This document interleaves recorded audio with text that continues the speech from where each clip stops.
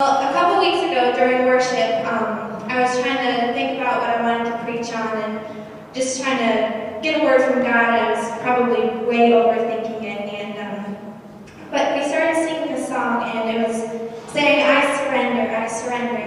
And then instantly I was like, okay, I can work with that, surrender. That's a good topic. I was trying to think of something, powerful, and surrendering is good. And then we started singing, Lord, you have your way in me.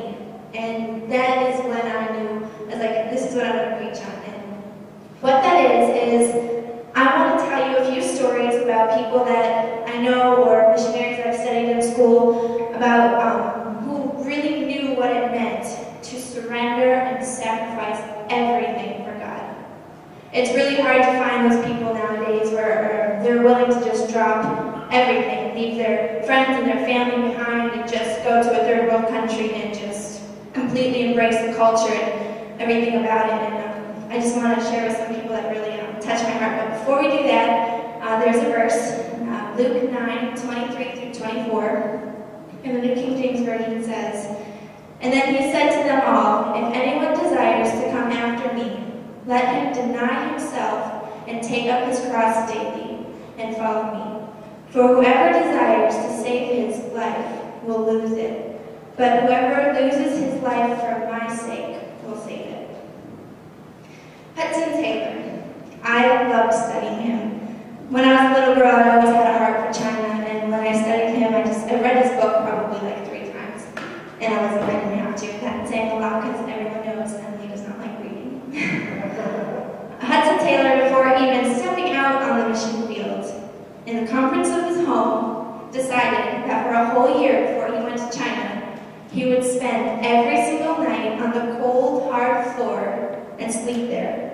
And he would eat only one small meal a day. For a whole year.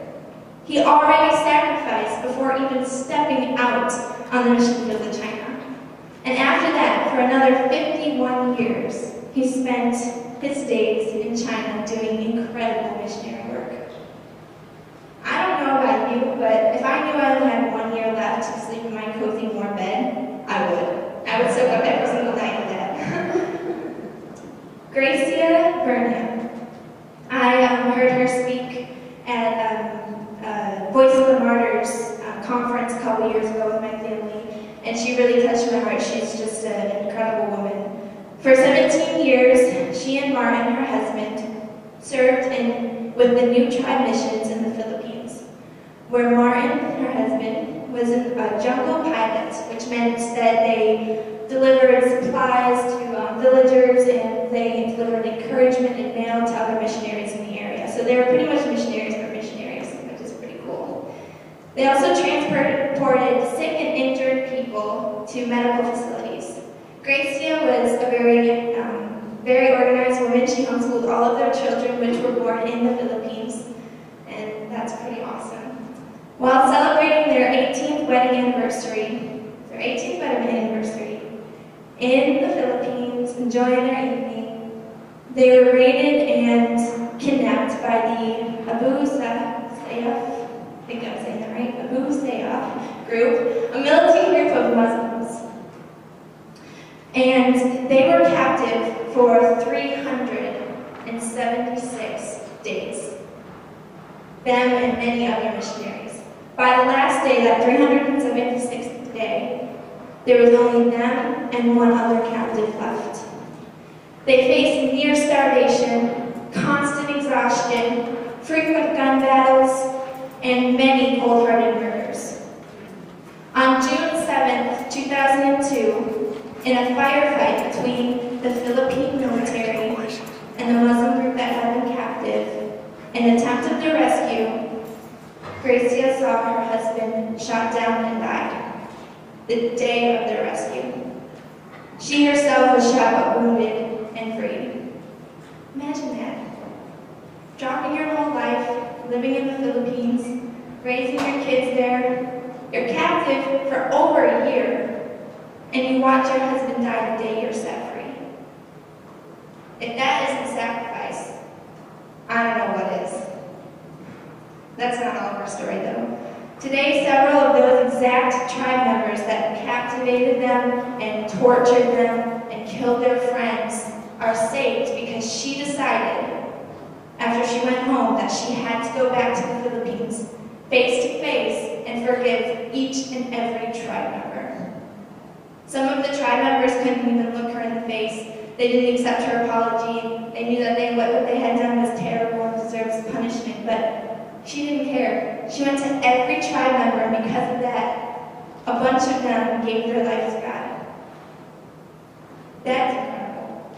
I don't think I'd ever be able to find that within me, to be able to look at the man that killed my husband. If anyone desires to come after me, let him deny himself and take up his cross daily and follow me. Sacrifice. Another person. Elizabeth Elliot. Most of you have heard her. She's a very influential woman in the Christian world.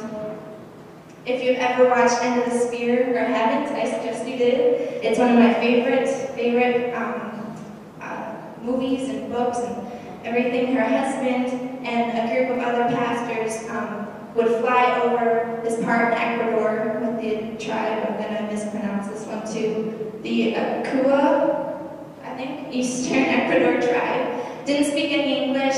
They would fly over where they lived and drop down a basket from their plane and give them chickens to eat and water and fresh supplies, knives, all these different things to help them survive. When they felt comfortable enough, they decided to make landing, see if they could communicate with the tribe members. Little did they know that the tribe felt threatened and killed each and every one of the men that were on that missionary group, including Jim Elliot. His wife later returned to that exact tribe and decided to dedicate her whole entire life to help that tribe. She worked hand in hand with the man who personally speared her husband in the heart. And she knew it.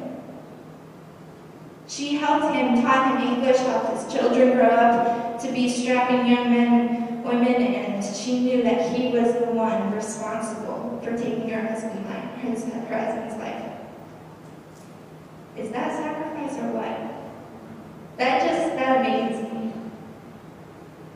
I know a woman who had only a cold bucket of water for a week to take a shower, who risked her life trying to blend in as a Muslim woman every time she crossed the border in Pakistan.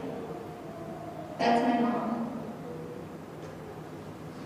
I know a family who drank dirty water and ate food that was scooped out of a pot by a village woman, bare hands, just so they wouldn't offend anyone.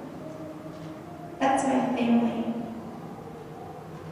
I know a pastor that has to move every so many months so radical Muslims don't murder him and his family, who has been tortured and put through hell because he loves Jesus in a Muslim nation. That's Pastor Asher in Pakistan.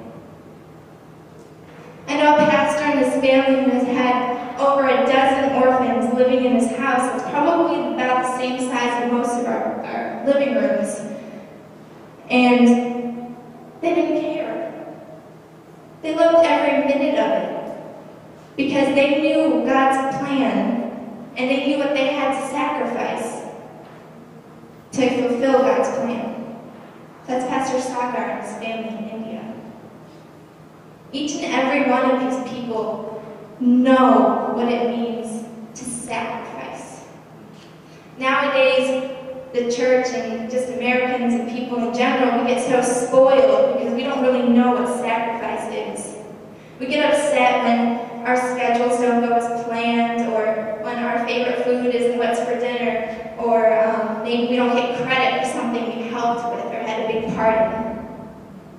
We get all so frustrated and flustered, but why does that even matter? We think sacrifice is giving someone the pink or red Starburst, having to suffer through eating the yellow one.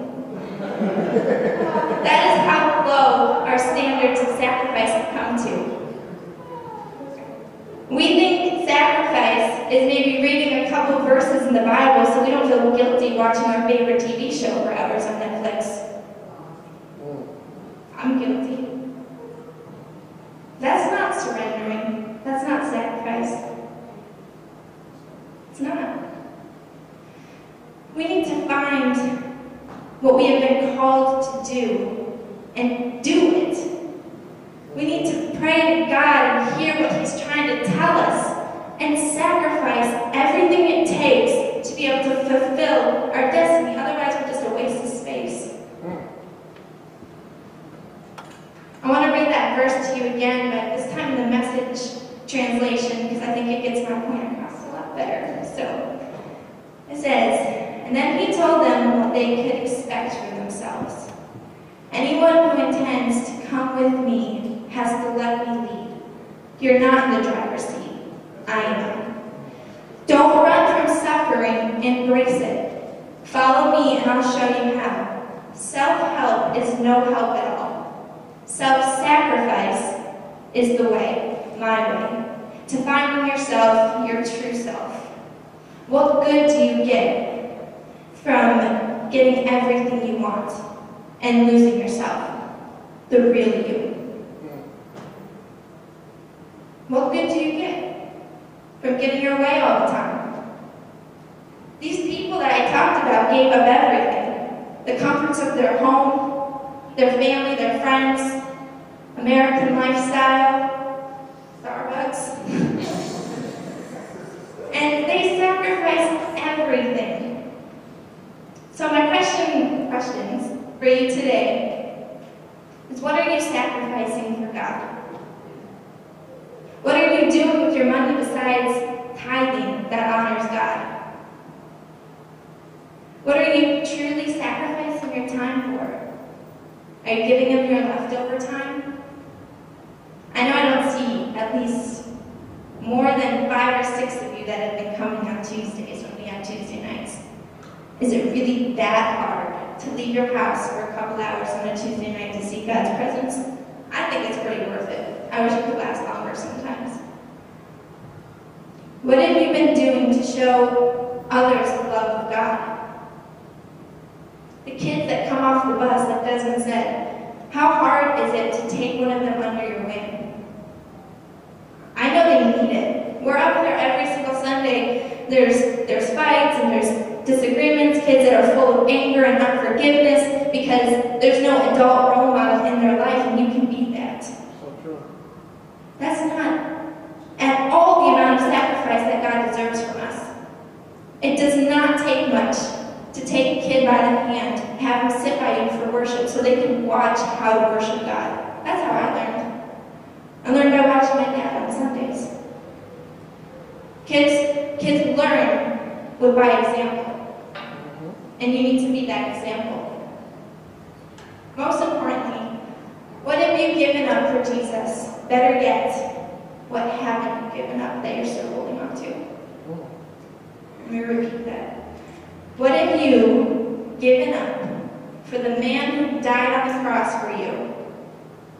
Better yet, what haven't you given up? Maybe it's the comforts of your home. God has been calling you to go on the next missions trip after missions trip after missions trip, and you're not willing to sacrifice your cozy, nice, warm bed for a week, or a hot shower. Maybe you're like, oh, I don't like spicy food. Who cares? Go to India on the next trip. Maybe a woman there needs to hear a word from one of you ladies, or a pastor needs encouragement from one of you men. Who cares if you don't want to sleep on a weird Indian bed that's as hard as a rock and you don't want to eat spicy food or have a cold shower? It doesn't matter. That's what sacrifice is. Maybe you just like your everyday routine that you can't squeeze in some extra ministries during the week. Sunday service is not the most important thing we do with Buffalo Dream Center. We do after-school programs, and in the summer when it gets warmer, we do adopt-a-blocks, we do Tuesday nights, we do women's group, men's group, everything. And some of you are okay with just coming Sunday. Jesus sacrificed everything for you. Can you do the same for Him?